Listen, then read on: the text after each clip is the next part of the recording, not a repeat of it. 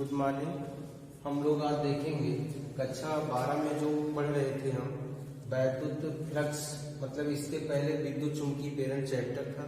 उस चैप्टर के अंतर्गत हम जो है इसके पहले पढ़े गए थे हेनरी का प्रयोग, हेनरी तथा फैराडे का प्रयोग। अब उसी से संबंधित एक जो है फैराडे का नियम पढ़ने से पहले ये टॉपिक हमको पढ़ना आवश्यक है कि चुंबकीय फ्लक्स होता क्या है। ठीक, तो चुंबकीय फ्लक्स क्या होता है? चुंबकीय फ्लक्स होता है कि जैसे हम लोग वैद्युत फ्लक्स पढ़े हुए थे, वैद्युत फ्लक्स में क्या था कि वैद्युत फ्लक्स में पढ़े थे कि वैद्युत बल रेखाओं के अंतर्गत कोई एक काल्पनिक पृष्ठ लेते हैं, बंद पृष्ठ, और उसके जो है उसके अंदर से होकर के गुजरने वाली चुंबकीय बल रेखाओं की संख्या ही क्या कहलाती थी? वैद्युत फ्लक्स। अब हम यहाँ पे देखेंगे चुंबकीय फ्लक्स। चुंबकीय फ्लक्स हमारा होगा कि ये क्या है कि चारों ओर जो है ऐसे क्या हो रही है कि मान लेते हैं कि कोई यहाँ पे ऐसे है चुंबक है और इससे जो है ये चुंबकीय बल रेखाएं निकल रही है ऐसे बी। अब चुंबकीय बल रेखाएं इस प्रकार से गुजर रही है तो इन पर एक काल्पनिक पृष्ठ बना देंगे।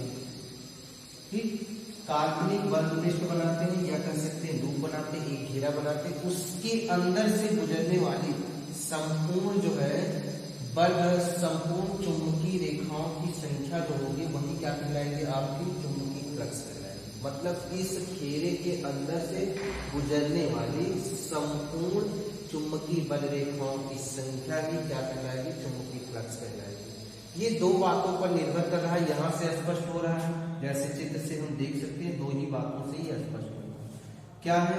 एक जो है आपका कंडीशन, जैसे ये चित्र अगर हम बना रहे हैं ऐसे करके, इसके अंदर से कितनी बल रेखाएं गुजर, ठीक, दो ही जा रही है इसके अंदर से तो दो हो जाएगा, काउंट अगर करेंगे संख्या। लेकिन ये बातें दो ही टर्म पर निर्भर करता है। अब ये किससे डिनोट करते हैं ये बात समझ लेते हैं कि फाई, उसमें फाई ई से डिनोट करते हैं, इसमें फाई बी से डिनोट करेंगे। फाई बी बराबर क्या हो जाएगा? फाई बी बराबर आपका बनेगा क्या? उसमें ई डॉट ए लिखते थे, इसमें बी डॉट ए। मतलब कहने का अर्थ हुआ ये जो बल रेखा है यह दो बातों पर निर्भर करता है, अर्थात इनकी संख्या या तो इनका मान हम बढ़ा दें और स्ट्रांग बना दें इसको, तब इसके अंदर से बहुत सारी बल रेखाएं इस फ्लक्स के एक ही मान में कोई परिवर्तन, मतलब ये ए है जो पृष्ठ लिए ए और ये बी क्या है? बल रेखा है। ठीक, अगर ए के मान में कोई परिवर्तन ना करें, ए के मान में कोई परिवर्तन ना करें, बी का मान अगर हम बढ़ाते जाते हैं तो यहाँ पे फाई बी का मान क्या हो जाएगा? उस कंडीशन बढ़ जाएगा। दूसरा कंडीशन है कि या तो ए का मान हम बढ़ाते जाएं और बी का मान कांस्टेंट कर दें। तो ए का मान बढ़ाएंगे तो और बी का मान कांस्टेंट करेंगे तो क्या होगा? ऐसे ही स्थितियों में हमारा जो बी होगा उसकी संख्या भी क्या हो जाएगी? बी मतलब चुंबकीय बल रेखाओं की संख्या भी क्या हो जाएगी? बढ़ जाएगी। तो कह सकते हैं यहां से अगर देखेंगे, ये तो फार्मूला बात करें, पहले ये समझ लेंगे कि फाई भी अनुक्रमानुपाती किसके होगा? बी, और दूसरा फाई भी अनुक्रमानुपाती किसके होगा? ए।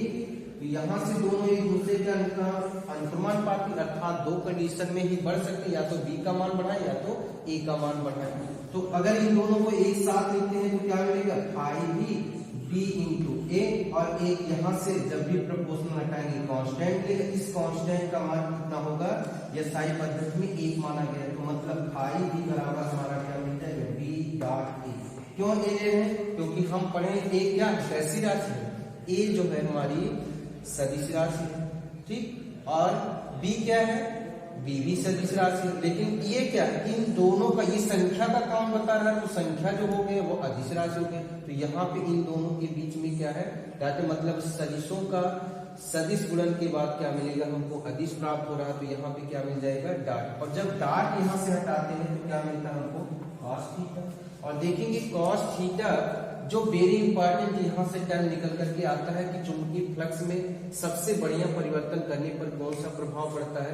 तो ए के मान में कोई जो है ए के मान में कौन परिवर्तन करेगा? ना तो बी के मान में ज्यादातर परिवर्तन थीटा के मान में परिवर्तन होगा। मतलब हम क्या करें कि ऐसे चुंबकीय बल रेखाएं ऐसे जा रही हैं और हम फ्लक्स जो फ्लक्स इसमें माने जो ए माने हुए हैं उनका मान हम क्या कर दें? ऐसे परिवर्तित करते रहे, घुमाते रहे, और घुमाते रहेंगे तो क्या एंगल में क्या होगा? परिवर्तन होगा।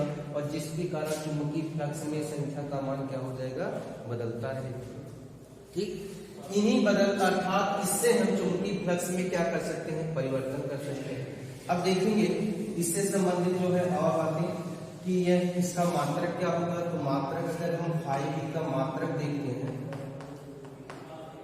क्या होगा, बी का मात्रक, बी का मात्रक हम लोग पढ़े हुए थे क्या, बी का मात्रक न्यूटन मीटर प्रति एम्पीयर। याद ना हो तो ऐसे सीख लेते हैं हम क्या, किससे, यह बराबर क्या होता है, ये फार्मूला याद ही है, यह बराबर आई वी एल। ठीक, तो यहां से जो है इसका मान हमको बी बराबर क्या मिल जाएगा, यफ इंटू यल में यफ अपान, ये लिख सकते हैं ऐसे, न्यूटन कितना हो जाएगा, न्यूटन, बी का मान निकलना, न्यूटन ऊपर गया, आप नीचे आया आई और इंटू ये, तो न्यूटन एम्पियर और क्या हो जाएगा, मीटर, न्यूटन एम्पियर मीटर, किसका मान हो गया बी का, इंटू ए का मान हो गया क्या, मीटर का स्क्वायर, इससे ये कैंसिल हो गया तो क्या मिला, न्यूटन मीटर प्रति एम्पियर। और ये किसके बराबर होता है, अगर एसआई पद्धति में देखा जाता है तो वीवर के बराबर होता है। इसी चीज को अगर हम देखेंगे कि एक अगर सीजीएस पद्धति में देखना चाहे तो एक वेबर हमारा किसके बराबर होता है, एक वेबर बराबर होता है सीजीएस पद्धति में मैक्सवेल, मतलब मैक्सवेल का अगर कंडीशन है, सीजीएस में एसआई में वेबर कहेंगे, सीजीएस में इसको मैक्सवेल कहेंगे, लेकिन मैक्सवेल और वेबर में जो है संबंध देखा जाए तो 10 की घाते 8 मैक्सवेल होता है। ठीक, 10 की घाते 8 मैक्सवेल। ये किस कंडीशन में चेंज कर सकते हैं, इसी वैल्यू को हम किस में ला सकते हैं, सीरीज पद्धति में, तब के लिए कंडीशन हमको प्राप्त होता है। ठीक, तो ऐसे जो है, अब इससे एक बातें स्पष्ट हुई, यहां से हमको यही याद करना है कि यदि हम आगे जो फैराडे लॉ पढ़ेंगे तो वहां पे डायरेक्ट बोला जाता है क्या, चुंबकीय फ्लक्स में परिवर्तन करने पर, अर्थात चुंबकीय फ्लक्स में परिवर्तन सबसे ज्यादा सुटेबल कौन सा है, और थीटा के मान में परिवर्तन। अगर थीटा के मान में परिवर्तन करेंगे तो वो सबसे ज्यादा, बाकी बी और ए से भी कर सकते हैं, लेकिन वो उतना सुटेबल नहीं है कि जितना ये जो हमारा थीटा के मान में परिवर्तन करने पर। ठीक, तो हम याद कर लेंगे क्या कि अगर हम एंगल को अर्थात चुंबकीय फ्लक्स में परिवर्तन करना है तो हम थीटा के मान में क्या करते हैं, परिवर्तन करते हैं। ठीक, दूसरी बात क्या है, फैराडे, दूसरा जो है आपका हेडिंग जो बनेगा क्या, फैराडे का नियम, फैराडे का नियम। इन्होंने प्रयोगों के आधार पर दो नियम दिए हैं। फैराडे ने जो प्रयोग इसके पहले हम बताए थे, इसके पहले वाले वीडियो में, उस वीडियो में आपको बताया था कि फैराडे के आधार पर जो उनका प्रयोग था कैसे प्रयोग किया, और उसी प्रयोगों के द्वारा उन्होंने कुछ निष्कर्ष निकाले और उसी के आधार पर दो नियम दिए। उनका पहला नियम क्या है, प्रथम नियम है कि यदि हम क्या करते हैं, चुंबकीय फ्लक्स में परिवर्तन करते हैं। ध्यान से सुनेंगे, यदि चुंबकीय फ्लक्स में परिवर्तन करते, यदि चुंबकीय फ्लक्स में परिवर्तन करते तो चुंबकीय फ्लक्स में परिवर्तन के कारण कुंडली में प्रेरित वैद्युत वाहक बल उत्पन्न होता है। प्रथम नियम ये कि कुंडली में प्रेरित वैद्युत वाहक बल उत्पन्न होता है। फिर से सुनेंगे, यदि चुंबकीय फ्लक्स में परिवर्तन, चुंबकीय फ्लक्स में परिवर्तन आपको बता दिए कि थीटा के मान में परिवर्तन करने से ही चुंबकीय फ्लक्स में परिवर्तन होगा। तो थीटा के मान में अर्थात चुंबकीय फ्लक्स में परिवर्तन करेंगे तो प्रेरित वैद्युत वाहक बल उत्पन्न होगा।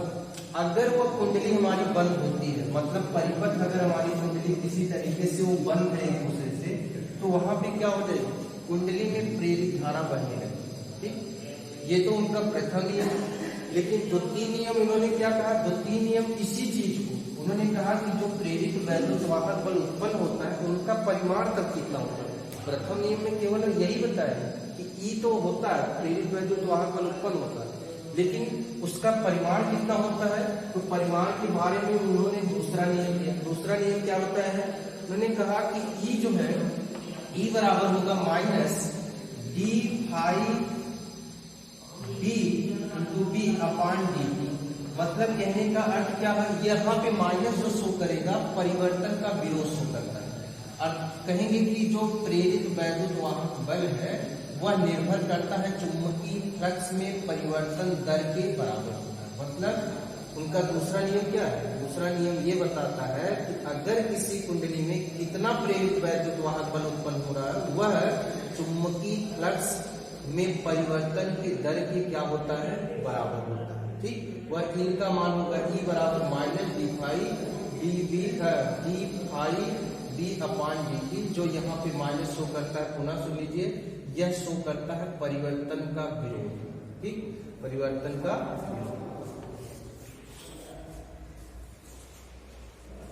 ओके,